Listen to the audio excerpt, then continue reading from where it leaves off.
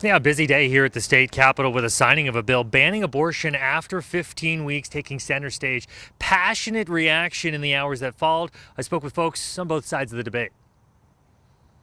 Arizona physicians will soon be banned from performing an abortion after 15 weeks of pregnancy in almost every circumstance. There's an opportunity that brings us much more in line with the rest of the industrialized and civilized world. One exception is if there's a medical emergency that could impact the life and health of the mother. Doctors who defy the new law could face low-level felony charges and could have their license suspended or revoked. We didn't go to medical school as physicians to be put at risk of going to jail.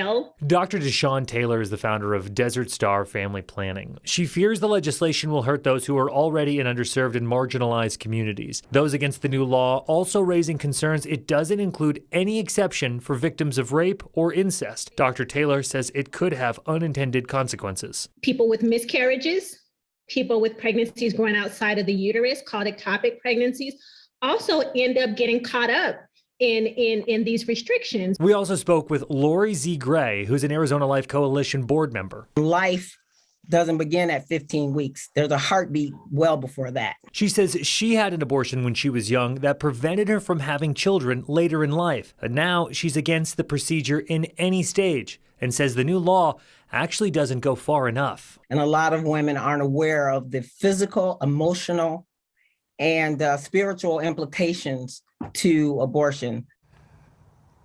The U.S. Supreme Court is also considering a similar abortion law in Mississippi. That decision is expected to come this summer. That will ultimately decide what happens to this law here in Arizona and other similar abortion laws around the country.